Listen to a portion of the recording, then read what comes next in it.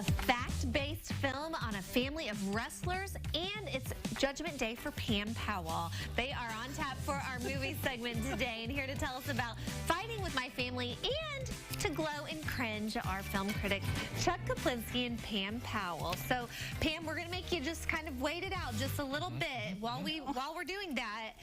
We need to talk Fighting with My Family. Have you ever fought with your family? Never. We love each other 24/7. Really boring. Okay.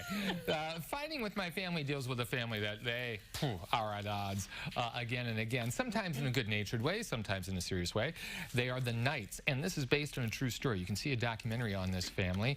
It's an English documentary, and here we are. There's Nick Frost, Lena Headey is from Game of Thrones, are the parents, and then you got that young lady front and center, and the actress's name is Florence Pugh, and she is one of our favorites, Pam and I. She impressed us in Lady Macbeth from a year or two ago, and now she is in this as a young woman who takes the name of Paige. She's known as Paige once she gets to the WWE, and that is her goal, along with her brother right there. They have dreamt of being wrestlers all their life because their family are wrestlers, especially Dad. He seems to think that wrestling is everything and that they can achieve great success in the WWE. Well, they go to try out when the WWE swings through London. There we meet one of the producers of this film, Dwayne "The Rock" Johnson. He gives them some advice, and wouldn't you know it, she makes it, but the brother doesn't. And that ends up being a division in the family that they have to overcome. This movie is okay. It's okay. I really wanted to like it more than I did in the end because I thought it was going to be more funny. I thought it was going to be more dramatic, and it's kind of funny and it's kind of dramatic. You see Vince Vaughn there. He's one of the coaches at the WWE. He kind of takes the girl under his wing, mentors her in the fine art of body slams and pile drivers, and also encourages her when she needs encouragement. He's very good here, as is Pugh. I liked her a lot. Just wish the film had a bit more oomph. What do you think, Pam? Well, I just wanted to make sure the cameras weren't on when I was trying to choke you. Thankfully.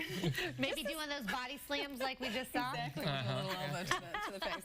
This is hilarious. It starts off absolutely hilarious. We meet the kids when they're younger. There's that sibling rivalry, and most families don't encourage that physical fighting. In this one, they do. In fact, they give techniques on how to choke your sister better. Oh, my goodness. It's hilarious. And Dwayne "The Rock" Johnson is great in this in the very beginning. He makes another appearance later on.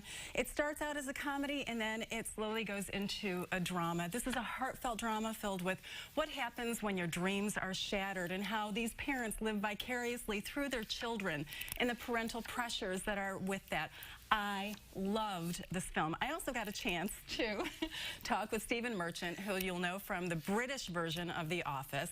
He wrote and directed this film. I had a chance to talk with him, and apparently Dwayne "The Rock" Johnson is to thank for the idea for this film. He had insomnia one time when he was traveling through the UK and turned on the TV, or the telly, and was able to see this documentary and thought, wouldn't this make a great film? And so he contacted Merchant to write and direct it. There's also a great scene in there, and you think you can predict everything when it comes to filmmaking when you're a director and you try and cross all your T's and dot all your I's. He did not find out about the fact that they were filming in an alleyway where there were air conditioning units from a fish and chip shop, and he had to basically buy the fish and chip shop out. Oh my goodness. Uh-oh, Chuck, where are you going? Well, I was just told we have 2 minutes. We have to move this along. Oh gosh, Chuck is up and going. Yeah, he's up and going because I need to tell you, Pam lost the Oscar bet. She got 11 right out of 24. I got 12 right out of 24. And one thing you need to know about Pam is she's very particular about her food.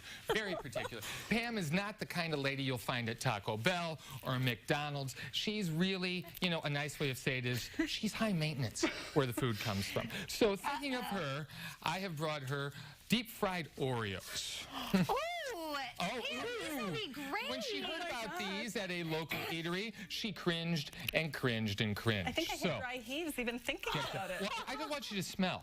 Get that I smell. smelled them when they came out of the microwave. Isn't that wonderful? Oh my God. Just one.